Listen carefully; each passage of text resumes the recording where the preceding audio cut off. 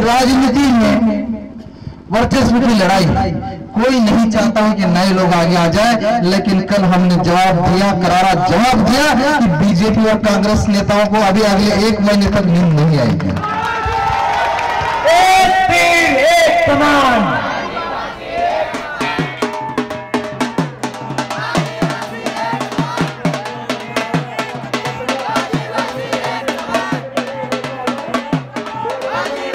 Population of Madhya Pradesh consists of 21% tribals.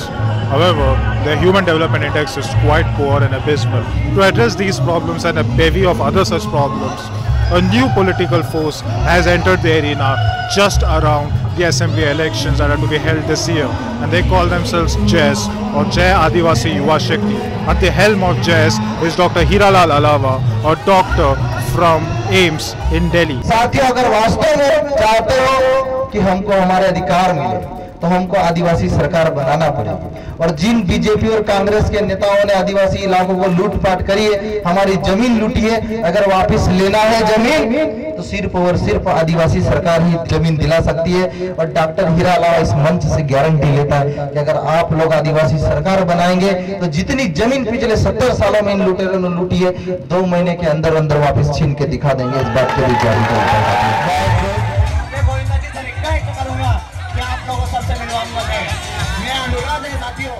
तो ऐसी movement प्रथम यहाँ के आदिवासी लोगों ने की है, जिस मूवमेंट के और जो लोगों के माध्यम से इन्हें जो ये चाह रहे हैं नेताओं के रूप में कई प्रकार से आवाज मिलेगी और उनकी आवाज पूरे देश में पहुंचा करेगी।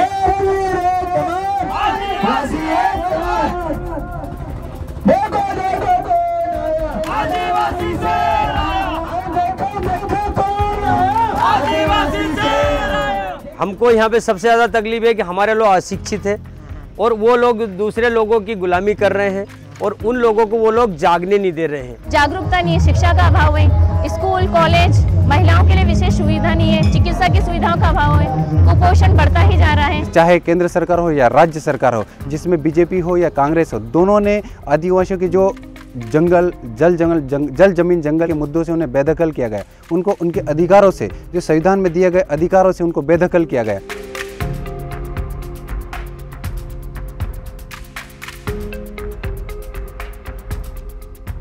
एम्स छोड़कर अपने ग्रामीण क्षेत्र, अपने गांव की तरफ आने का मेरा मेन उद्देश्य ये था कि हम पिछले कुछ सालों से ऑब्जर्व कर रहे थे कि आदिवासी इलाकों की स्थिति और मेट्रो सिटीज़ की स्थिति में कम से कम 50 से 100 वर्ष का अंतर है वहाँ के विकास में। हम देख रहे थे कि पिछले 70 सालों से हमारे इलाकों में बीजेपी और कांग्रेस पार्टियों का राज रहा है, लेकिन बीजेपी और कांग्रेस का कोई भी आदिवासी नेता, आदिवासी विधायक, आदिवासी सांसद कभी भी आदिवासियों की जो मूल समस्याएं हैं, आदिवासियों के जो संवैधानिक अधिकार है, खासकर 5वीं अनुसूची, पेशा कानून, वन अधिकार कानून को लेकर कभी भी विधानसभा और लोकसभा में सवाल नहीं उठाते।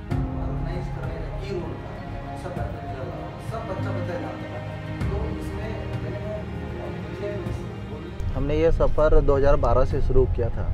सोशल मीडिया पर हमने फेसबुक पर युवा शक्ति के नाम से ग्रुप बनाया था और सोशल मीडिया के माध्यम से देश के 15 से ज़्यादा राज्यों के युवाओं को हमने जोड़ा है। हमने सर्वप्रथम 16 मई 2013 को फेसबुक के माध्यम से एकजुट होकर 10 से ज़्यादा राज्यों के युवाओं ने फेसबुक महापंचायत करी थी और धीरे धीरे हमारा ये कारवां बढ़ता गया। 2014 में हम लोगों ने इंटरनेशनल फेसबुक महापंचायत आयोजित की थी मध्य प्रदेश के इंदौर में। इसमें हज़ारों की संख्या में हमारे देश के आदिवासी जुड़े थे और देश के प्रति युवाओं में विश्वास बढ़ने लगा। संघर्ष करो, हम तुम्हारे साथ हैं। आदिवासी एकता जिंदाबाद, जिंदाबाद। आदिवासी एकता जिंदाबाद, जिंदाबाद। आदिवासी मुख्यमंत्री होना चाहिए।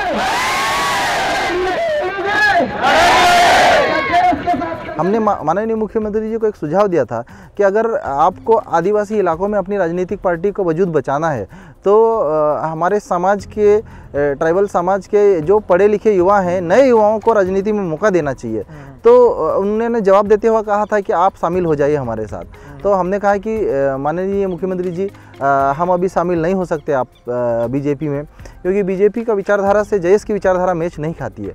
हम धर्म और संप्रदायवाद की राजनीति में विश्वास नहीं रखते। JS is only 5 years old. They have not registered themselves as a political party.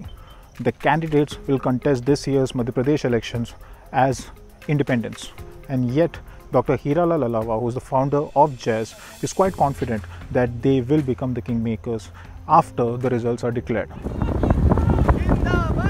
चुनाव आयोग से हम मदद भी मांगेंगे, चुनाव आयोग के पास भी जाएंगे। अगर वो हमको कॉमन सिंबल देते हैं तो हम उस सिंबल पे लड़ने के लिए तैयार रहेंगे।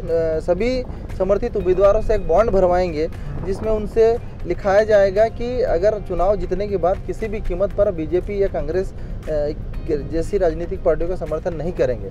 अगर वो करते हैं तो उसमें हमारी जो विशेष शर्तें रहेगी, उनके शर्तों का पालन नहीं करने के संबंध में उन पे अनुशासनहीनता की हमारे संगठन की तरफ से हम कार्रवाई करें। मुझे उम्मीद है कि 80 मेरे से नहीं ज़्यादा तो कम से 70-75 सीट तो निश्चित 2-4-5 सीट भले ही हारे, लेकिन हम तो 70-75 सीट जीतेंगे ऐसा लग रहा है, क्योंकि अभी पूरे देश में मतलब पूरे प्रदेश में ये चल रहा है